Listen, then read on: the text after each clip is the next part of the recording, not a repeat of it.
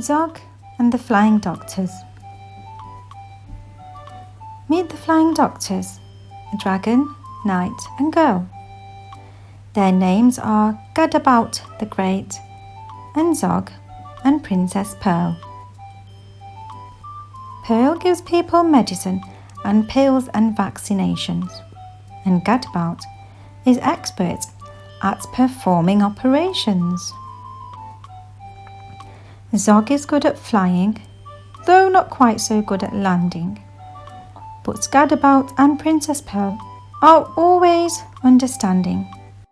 Flying high one morning, they heard a mermaid wail.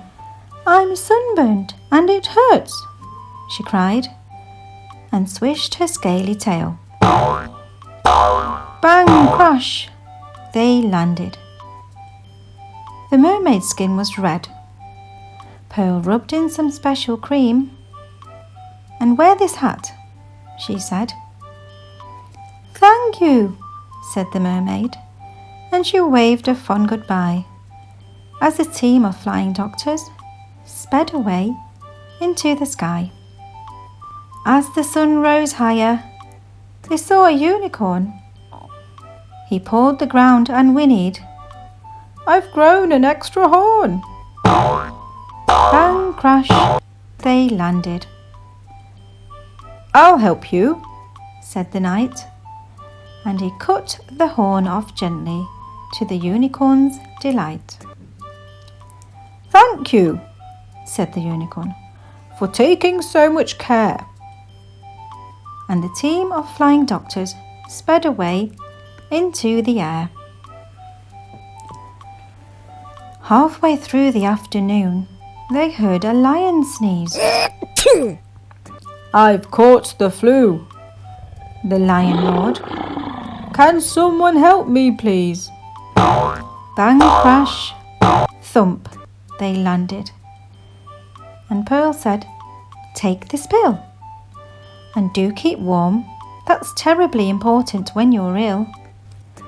But the lion's cave was chilly, so Zog said, "Fetch some wood." Then he breathed out lots of flames until the fire burned bright and good. "Thank you," roared the lion. "I'm feeling nice and warm." Then the team of flying doctors sped away into the storm. As evening fell, they saw a great big palace down below. "My uncle's house," said Princess Pearl. "Let's go and say hello." Bang, crash, thump, they landed. Pearl's uncle was the king. He didn't say hello. Instead he said, "You naughty thing! Where have you been?" he thundered. "You look an awful mess. What happened to your crown? And where's your pretty frilly dress?" "But uncle, can't you see that I'm a doctor now?" said Pearl. The king replied, "Princesses can't be doctors, silly girl." He told his men to seize her and to lock her up inside. Princess Pearl was furious. She stamped and stormed and cried. No! Weeks went by and Princess Pearl spent many weary hours sewing pretty cushions and arranging pretty flowers. The others tried to rescue her with all their might and main, but they simply couldn't manage. All their efforts were in vain. Each night they flew to visit her and perched upon her sill. And one dark night she told them that the king had fallen ill. The king grew worse. His head was sore. His arms and legs felt weak. His skin had turned bright orange, and he found it hard to speak. He called a lot of doctors, a new one every day. He croaked, "What's this illness?" but they simply couldn't say. They didn't know the answer, but Pearl was pretty sure. It looks like orange fever, and she read about the cure.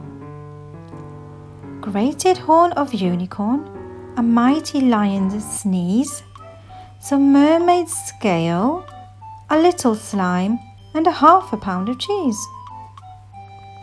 She told the others what to get. And do be very quick. My uncle could be dying. He looks extremely sick. Away flew Zog and Gadabout. They reached the lion's den. Bang, crash, they landed.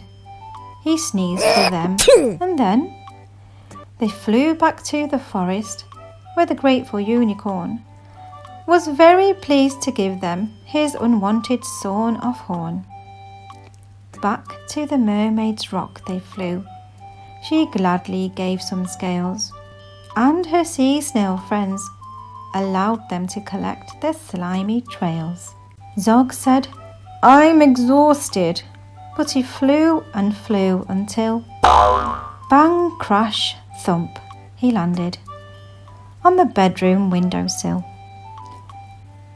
Princess Pearl said thank you for the scales, the slime, the sneeze, and the horn, which then she grated up with a half a pound of cheese. She tiptoed to her uncle's room. The king lay in his bed. She held a spoonful to his mouth. "Now open wide," she said.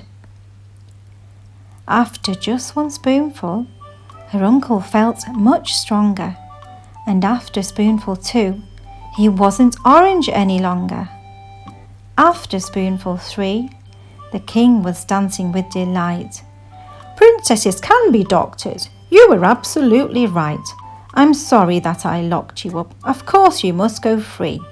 But do come back to visit me and bring your friends to tea." "Hooray!" cried Pearl, and out she ran to join the other two. Then off into the sunset sped the flying Doctor Crew. The end.